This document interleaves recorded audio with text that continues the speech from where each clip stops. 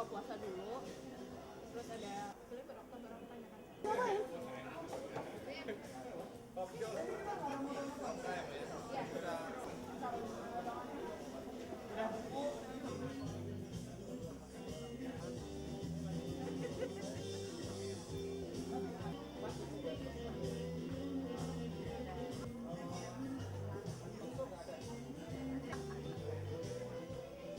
Balik dari kantor ya?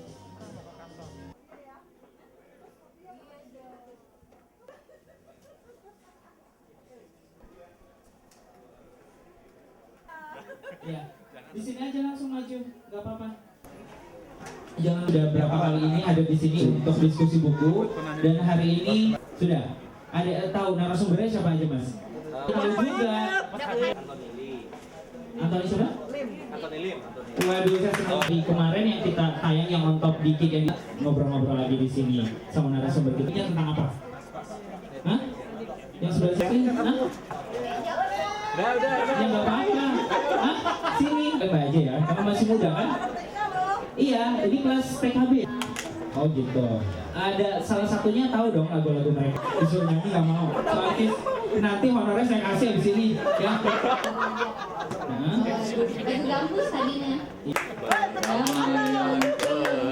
Dua lagu. Iya. Satu FM. Kita beri tepuk tangan untuk Kiss FM juga dong.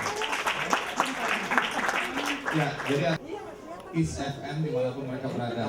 Dan tentu saja bagi Anda yang masih di jalan yang akan menjadi tamu kita sore ini, silakan cari kedudukan masing-masing atau baik. Ya. Baik, saya coba menyapa tamu yang akan menjadi bintang sudah hadir juga Dayan.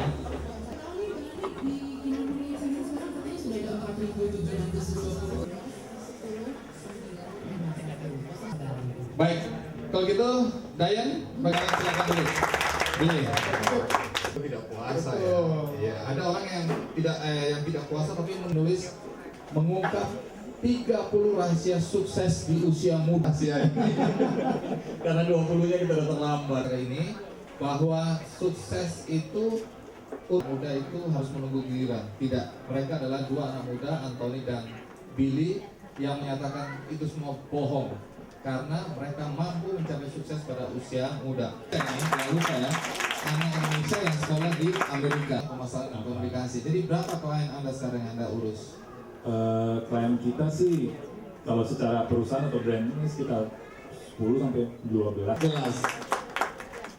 Baik, tidak merah atau biru keungu-unguan misalnya. Selain teori, tapi saya lebih mengedepankan sharing pengalaman antara orang. Dan siapa dosennya waktu itu? Perusahaan jasa. Aku sendiri lupa sebenarnya. Tanggung jawab kita sebagai atasan akan lebih mudah karena tim kita udah makin pintar. Jadi dibandingkan kita harus mengintimidasi mereka untuk menjalankan apa yang menurut kita harus pencapaian tujuan suatu perusahaan, saya rasa itu udah ada nilainya. Semua leader itu dari awal dipilih dari leader, dia juga harus menunjuk calon pengganti. Jadi apapun yang terjadi, apakah dia dipromosikan atau dia memang mau pindah, mau apa, kita sudah tahu siapa yang harus mengganti, dan termasuk saya sendiri. Jadi kebetulan sekali tahun ini pun saya sudah menjalankan regenerasi, sudah mulai gitu. Dia nggak siap untuk memulai lagi karena dia takut semua itu akan berantakan. Jadi ada orang yang mungkin sampai matinya menderita. Integrity, confidence, demi nyawa. Bukan. Karena kemampuan saya sendiri kan ya, tiba-tiba keluarga dan tim saya. Ya, itu tadi. Tanya, sih harus ngapain ya bangsaan kerja keras, tapi kok kayaknya tetap aja nggak abang gitu sia-sia. Kerjanya dia tidak bahagia, apa yang dianjurkan oleh Billy dan Antoni? Oke, bagiannya. Itu ada dua. Yang pertama adalah ketika Anda berpikir bakal bekerja. Jadi kalau dua-duanya ini sudah Anda temui, Bang Stay. Sekarang ini zaman krisis di Indonesia sendiri, beberapa banyak orang yang tadi SMS mungkin merasa stuck, tapi be grateful gitu bahwa Anda masih yang dia miliki sekarang ini. Iya, walaupun itu bukan karena waktu saya menulis di Andy's Corner juga mengenai bagaimana saya keluar, dia ada yang kecenderungan bagaimana kalau kita tahu bahwa di lentera jiwa dan orang yang merasa ini Kalau saya balik seperti saya bilang tadi sih Bang, artinya lihat orang-orang yang minum susu juga tidak keluar dari masalah. dari konteks gaji, tapi lebih besarnya sih lebih ke arah mindset sih. Iya. Artinya kalau mindset kita udah relasinya dengan ada pesan yang ingin disampaikan. Kenapa milih angkanya 30? Tanya jawab ini sesi ceng-cengan. Mana aja pertanyaannya? Padahal itu sebenarnya Di Indonesia tuh untuk anak-anak muda itu kalau bukan anak bos itu susah deh untuk sukses. Ini apalagi kalau kita fresh graduate ya. Jadi jangan kadang-kadang sering Pertanyaan Hendra boleh berdiri nggak? takut psikologis dari saya belum terlalu perfect untuk membuat sebuah buku, ataupun juga dari orang lain takut mengira saya masih muda, takut dikira sombong oleh orang lain gitu aja. Yang pertama, siapa tokoh idola dari para narasumber ini yang memacu kalian untuk menjadi sukses gitu ya? Saya jadi nggak enak ini saya. Misalnya pendidikannya tidak tinggi gitu, untuk mencapai sukses bagaimana kiat-kiatnya gitu? Terima kasih. Bang Billy, ini kayaknya kontradiktif kan itu pertanyaan pertama. Kira-kira Bang Billy menanggapinya seperti apa? Udah negatif dan selamanya itu negatif. Jadi orang itu sebenarnya punya niat keras untuk mau berubah. Arti bahwa mungkin dengan salah satu buku yang kita bahas hari ini, bagaimana cara untuk memotivasi diri gitu. Tetapi pemimpin kita kadang melihat kita itu selalu jelek. Kira-kira kiat dan bagaimana yang kita harus tunjukkan supaya bisa membuka alam pikiran. Berdasarkan pengalaman Mas, jadi bukan buku-buku yang baca Teori. di sana dan kemudian ditempatkan satu buku, jadi pengalaman Mas pun juga membuktikan teori Mas. Nah, pertanyaan saya adalah bagaimana mendisiplinkan diri agar Mas bisa menjadi seperti sekarang ini? Disiplin. Ini persoalan enggak. Jadi lebih daripada yang di-expect dari perusahaan kita gitu. Kadang-kadang kan orang lihat, oh mungkin anak muda, mungkin tadi Bang Ali bilang, oh masalah apa benar dirut sih? Ngerti nggak sih masalah undang-undang perusahaan? Ngerti nggak sih masalah pajak gitu kan misalnya? Apa beneran atau cuma jangan-jangan cuma apa owner gitu? Owner kan yang penting ada profesional enggak? Saya berusaha serius tapi saya juga berusaha humor. Ada jurus satu di sini humor katanya. 10 kali lipat nanti. Bagi saya waktu menjadi seorang fresh graduate, saya nggak ngerti gimana mau berbagi, mikirin gaji aja masih kecil, hidup aja masih susah, mau belanja aja nggak bisa, apa yang mau berbagi gitu. Nah sekarang ini memang saya juga belum kaya, masih tetap belum kaya. Dan saya kasarnya ditampar sama satu teman saya bilang begini, di buku juga saya tulis bahwa dia kalau mau berbuat baik nggak usah nunggu kaya.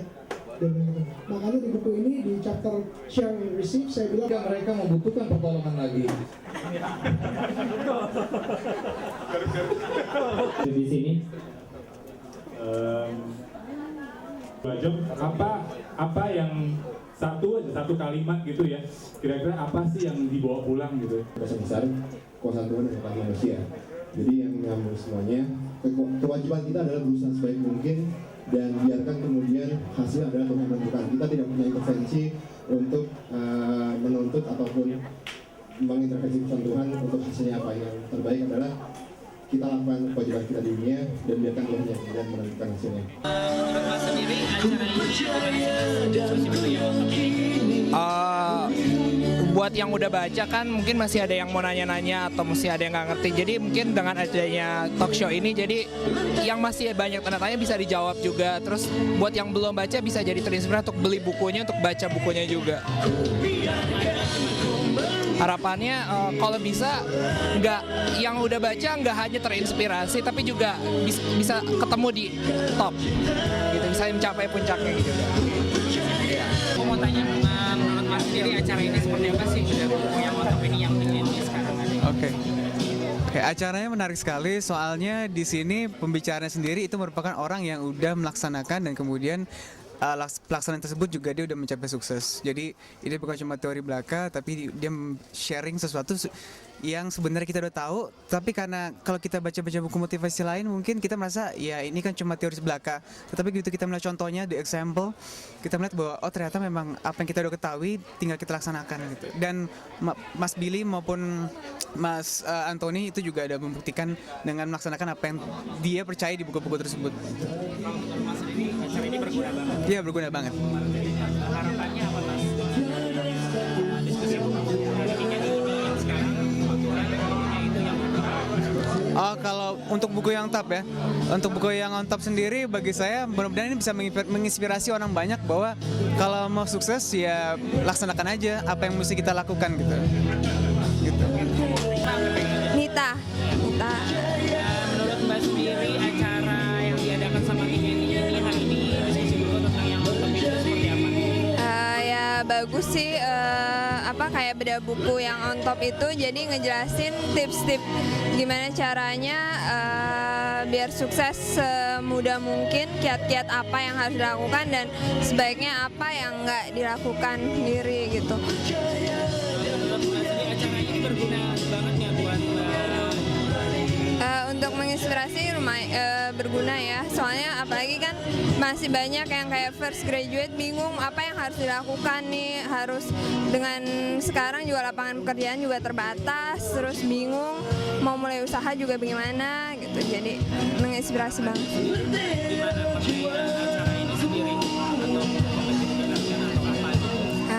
Mungkin ya lebih sering diadakan kayak gini kan, orang lagi jalan bisa sambil mampir, nggak harus khusus di studio, jadi lebih banyak yang bisa ikut umumnya. Makasih ya.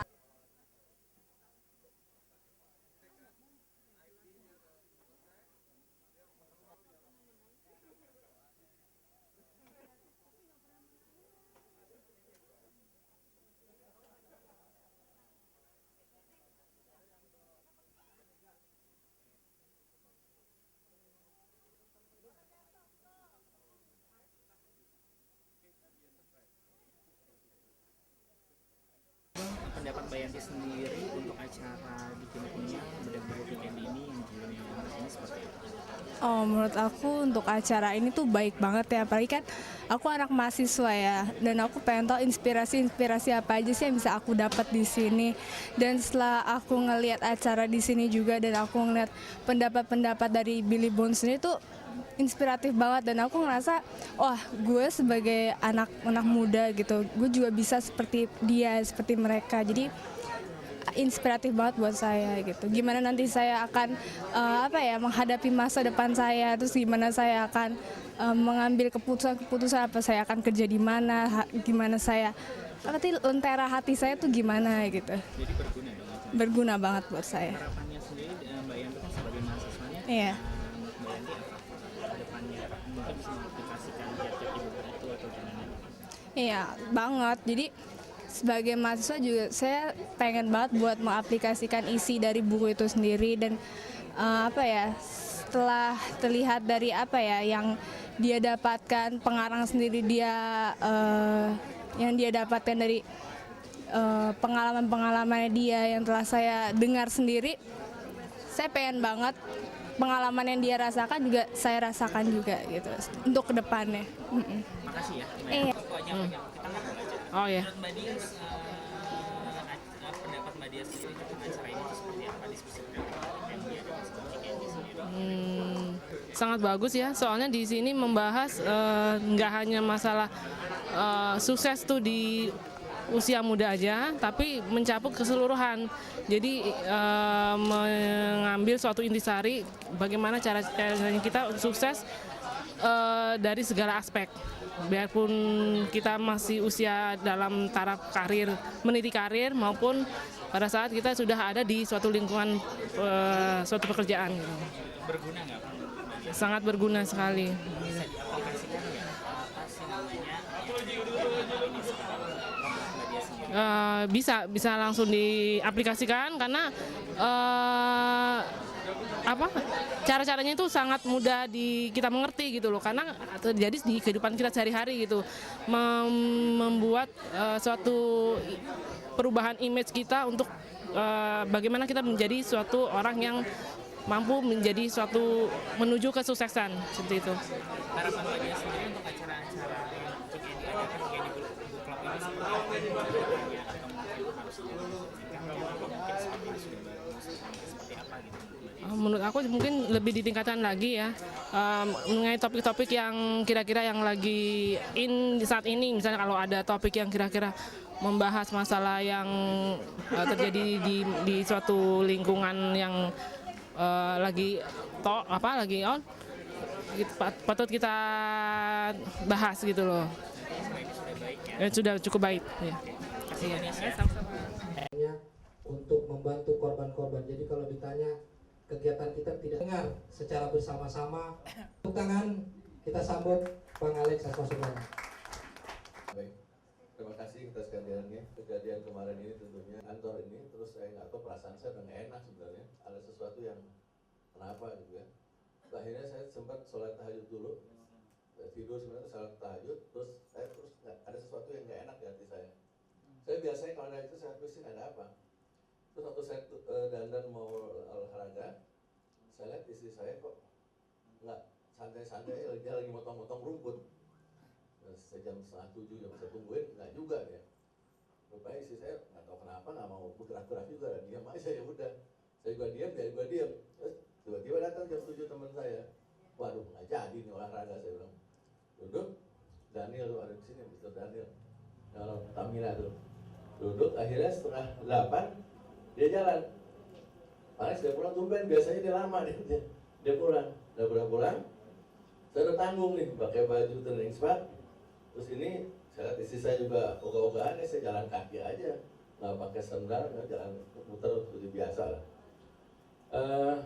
Nggak lama kemudian di gang itu, di belakang Marriott itu, memang jalannya sangat sepi dan kecil. Itu di kiri kanannya selalu disimpan kon gitu ya, kon merah. Mobil itu nggak pernah boleh parkir di situ. Saya jalan, terus nggak lama dari situ dekat tempat bom itu, saya agak lari kecil. Tiba-tiba 15 menit dari itu ledakan cukup besar di samping saya belah kanan. Jadi ledakan dari kanan meledak begitu, yang terus terang luar biasa kagetnya. Dan itu api nggak ada, cuman kilatan api lalu semacam asap. Saya terjerembab di situ, saya lihat yang namanya berterbangan. Andaikan saya ada pas di depan situ, atau andaikan saya dengan istri saya jalan pada saat itu, karena istri saya pasti jalan kan, saya nggak lari situ. Ya saya biasa lari gitu kan, kalau istri kan nggak jalan. Jadi kalau pas istri saya ikut kemarin, ya kita nggak ketemu di sini, insya Allah. Jadi alhamdulillah udah selamat di situ. Nah, jadi pas di situ berterbangan Pak, itu namanya segala macam itu sampai ke jalan tempat saya. Jadi itu sangat cepat, pas gitu, semua mentah. Jadi yang saya berdiri kebetulan ada pohon, jadi itu nggak sempat ke tempat saya. Nah dari situ saya nengok, sambil saya nengok ke bawah, saya lihatin oh ini bom. Terus saya menghindar, saya jalan cepat sambil nengok-nengok ke belakang, menunjuk-nunjuk begini, teriak-teriak bom gitu. Tiba-tiba saya lagi teriak bom gitu, di depan saya bom lagi berbunyi. Alah, gila bener. Ya 2 kali kaget. Jadi saya bingung, saya mau kemana nih? Di sana bom, di sini bom. Jangan-jangan ke kiri bom juga. Akhirnya saya balik lagi ke tempat bom yang pertama aja deh. Jadi saya nggak tahu gila kenapa, saya balik ke tempat bom yang pertama. Jadi sampai situ saya ngelamun ya, alhamdulillah. Saya lihat pertama tuh 2 kali bom, saya akhirnya lihat badan saya. Ini masih utuh, masih pegang nih. Hidup mau kecubit juga nih. Si hidup di gua gitu.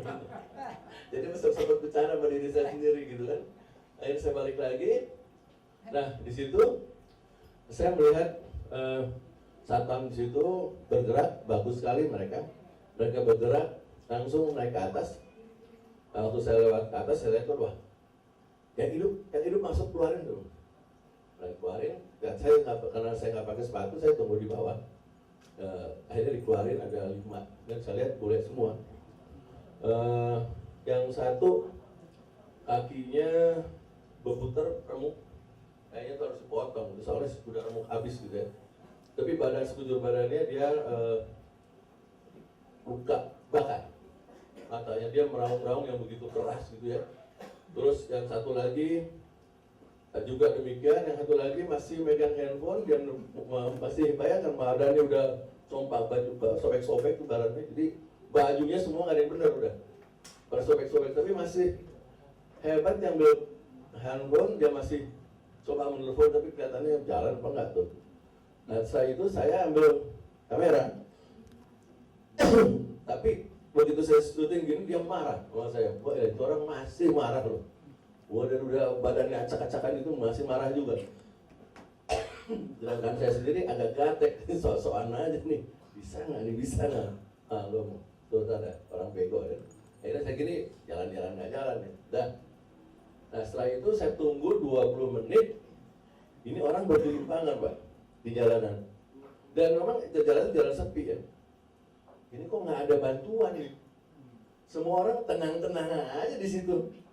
Nggak, saya bilang, Pak, udah deh, ini aja dulu, dia bilang gitu. Nah ini dulu saya diemin, akhirnya saya lari ke tempat polisi. Polisi tutup jalan, pakai patroli gitu ya. Saya minta, ya Pak, sudah saya kirim kabar. Terus saya lihat ada taksi, saya minta, Pak, bisa nggak mobilnya? Oh Pak, saya jaga di sini.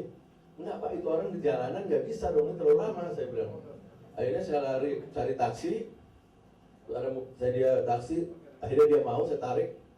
Dia bilang, nanti saya bayar deh, saya bilang. Dia lari, tarik. Terus akhirnya saya cari lagi Avanza, lalu Avanza, taksi, pick up. Nah sampai situ sambil, dan terakhir tinggal 2. Nah ada mobil patroli yang saya patroli lingkungan. Dia bilang, Pak ini nggak bisa. Saya bilang nggak deh, nggak ada cerita. Dia bilang harus bisa. Dia bilang gitu. Karena apa? Nggak cukup Pak, udah digendong yang penting berangkat, saya bilang. Akhirnya mereka saya paksa dan saya bilang, yuk berenam kayak 3-3 di sini, pokoknya pegang, ganjel, pegang. Saya sambil nanti di video, sambil saya video saya teriak-teriak. Nah jadi saya selamatkan 5 orang, dan 1 kalau nggak salah itu katanya sih saya nggak lihat orangnya, tapi katanya itu salah satunya adalah yang direktur utama Hochim, saya nggak tahu. Jadi di situ 1 memang agak bergerak, agak terdiam, 1 mungkin ini nih. Tadi sih masih gerak-gerak, tapi lama-lama kelamaan kali ya nungguin yang ambulans, yang datang malaikat lagi. Jadi dia diambil. Jadi yang datang ditunggu ambulans, yang datang malaikat ngambil nyawa. Jadi akhirnya mereka saya bawa berangkat, saya bilang ke MMC. Jadi 5-5-nya kita instruksikan berangkat. Terus waktu saya mau naik ke atas lagi, saya agak mikir. Saya lihat masih ada nih 4 atau 3, tapi 1 saya lihat agak perutnya berantakan, nggak ada yang ngeri. Akhirnya saya nggak jadi, saya diemin. Nah, akhirnya datang Gegana. Agak lama waktunya memang, dan ambulans juga kalau nggak salah antara 35-40 sampai 1 jam baru datang. Jadi bala bantuan sangat lambat, juga Gegana semua juga lambat. Ya saya sayangkan sekali, nggak tahu kenapa, mungkin macet kali jalannya. Jadi memang itu yang saya bisa lakukan kepada orang bule-bule. Tapi yang di tempat saya semuanya bule, tidak ada yang lain-lain. Nah, itulah di situ tuh udah 3 kali bom. Pertama Marriott, saya juga ada di situ, lalu saya bantu waktu itu. Yang terakhir bom di kedutaan Australia, saya juga ada di situ juga. Terus terakhir yang ini, jadi memang secara kebetulan saja. Jadi tetap saya selalu menginstruksikan kepada mereka untuk apa yang lewat saya angkat gitu. Tapi tidak ada yang istilahnya didiamkan mayat-mayat berdimbangan, itu saya nggak bisa. Walaupun dengan segala risiko. Tapi terakhir kali tadi waktu saya mau masuk ke sana lagi, saya mikir jangan-jangan ada bom lagi di sini. Akhirnya benar juga tuh. Kemarin kan ada bom 1 lagi yang tidak aktif tapi tidak meledak kan. Jadi untuk teman-teman lain kali kalau begitu jangan deket-deket ya. Saya juga kadang-kadang juga nggak pakai otak juga nih. Dan kemarin terus terang bantuan daripada semua yang ada di situ ya, dan rapat keamanan ada, tapi tidak buat apa-apa karena memang ya nggak tahu kenapa, apa mobilnya karena keren sih untuk Mitsubishi sama apa tuh. Jadi mungkin enak hati kali kalau dimasukin dan mau tuh gimana, atau memang polisi lalu lintas nggak boleh ngangkut. Saya bilang begini, ini kalau Pak SBY sama Bu Budiono menang, saya ngomong di rapat, jangan-jangan ada 2 kemungkinan. 1, rusuh, 2 ada bom. Terus tanya, kenapa Pak? Dia ini kan orang lempeng-lempengan aja nih. Jadi banyak orang yang tidak suka, khususnya para koruptor. Orang yang lagi dikejar-kejar ini, dia pasti nanti akan cari gara-gara. Bagaimana jangan sampai jadi. Waktu itu saya, ini cerita apa adanya. Nah pada saat itu saya cerita demikian sama Bung Rocky dan teman-teman gitu. Dan feeling saya akan kejadian itu. Dan ternyata benar jadi. Jadi yang saya curigai waktu itu, karena orang sekarang ini kan lagi membersihkan segala macam dari kotoran kan. Nah orang-orang yang mungkin terlibat BLP, gila segala macam yang akan dikejar-kejar, apakah di DPR segala macam.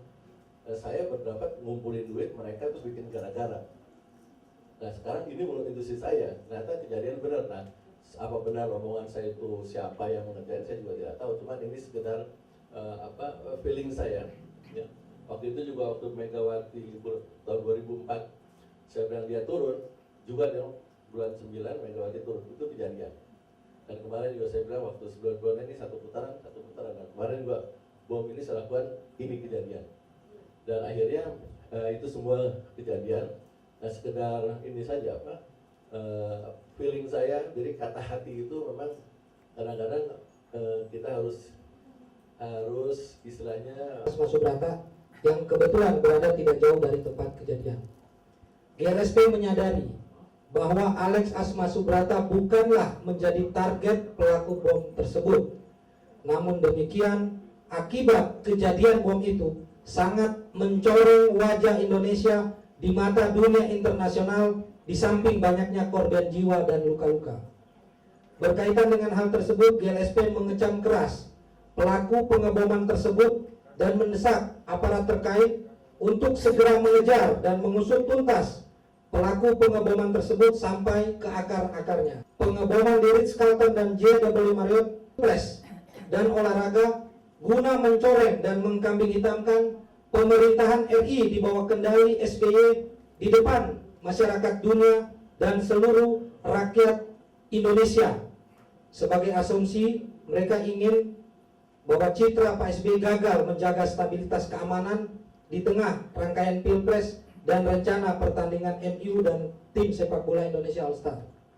GLSP juga menyarankan pemerintah tidak perlu menanggapi tuntutan kubu Mega maupun JK karena tidak ada sedikit pun menurut kami sesuatu yang harus diklarifikasi dari hal yang disampaikan pemerintah melalui Presiden SBY beberapa jam setelah peristiwa bom terjadi. Karena menurut GLSP pernyataan Presiden saat itu sebagai bentuk perhatian dan empati serta tanggung jawab dan memberi rasa aman kepada masyarakat Indonesia dan dunia internasional akibat dampak ledakan bom di tengah rakyat Indonesia yang lagi menunggu hasil keputusan resmi tahapan Pilpres dan KPU. Pemerintah telah menjalankan fungsi dan tugasnya dengan baik. Rasanya daya ledak yang akan digunakan skalanya sekecil itu dan menurut kami pasti lebih besar. Oleh karena itu pihak aparat keamanan dan semua pihak untuk tidak terburu-buru menuduh Nurdin M.Top dan kawan-kawan sebagai otak pelaku tersebut. Kami mendesak aparat keamanan untuk segera memeriksa pihak pengelola hotel sekaligus tamu hotel yang mencurigakan selama 2 bulan berturut-turut yang sering bertandang di 2 hotel tersebut, karena kami mencurigai motif dibalik pergerakan tersebut adalah desain koruptor karena upaya mereka selama ini terganggu oleh konsistensi pemerintah SBY yang memberantas korupsi tanpa pandang bulu dan mendorong KPK memperlihatkan hasil kerja nyatanya. Jadi melalui perwakilan GLSP kami ingin menginformasikan bahwa GLSP akan tetap eksis organisasi kemasyarakatan yang kuat dan tangguh yang akan mengawal dan 2014 dan akan merubah nama organisasi nanti pada tahun 2014. GLSP akan melaksanakan rapat koordinasi untuk masyarakat Indonesia ke depan untuk melawan para teroris dan koruptor dari kiri kanan kita. Karena terus terang akan merusak citra bangsa Indonesia. Dan saya harapkan semua pihak dan koruptor untuk kita berantas bersama-sama. Dan tentu terima kasih. Ada 2 hal.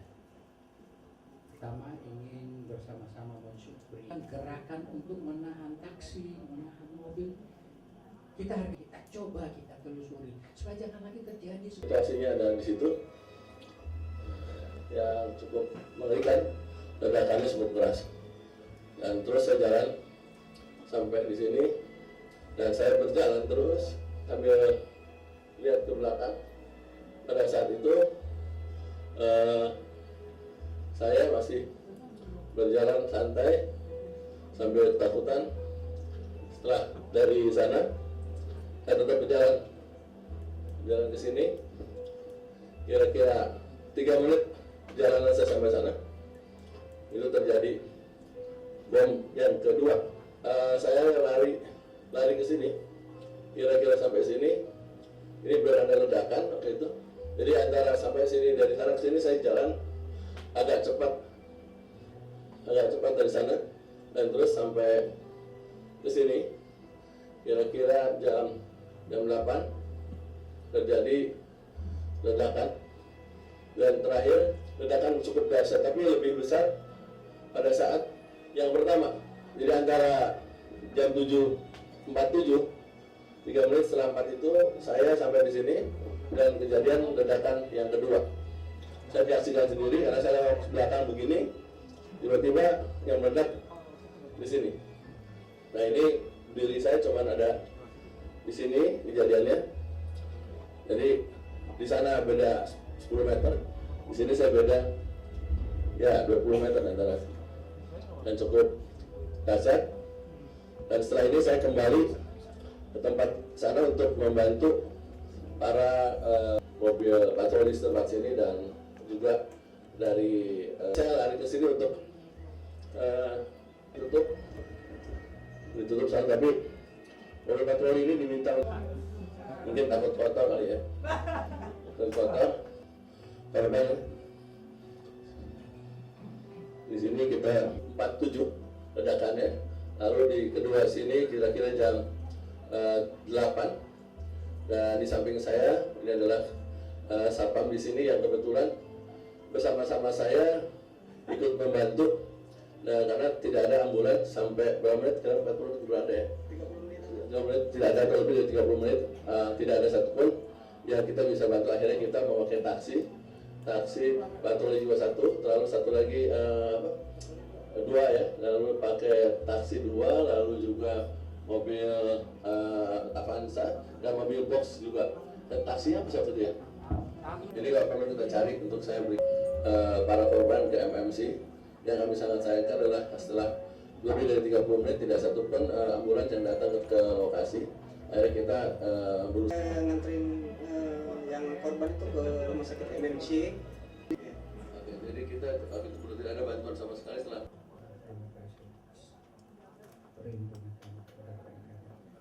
Amin. Prosesi pemotongan topeng dari Pak Alex. Sekali lagi kita musibah ledakan bom dan kita kutuk.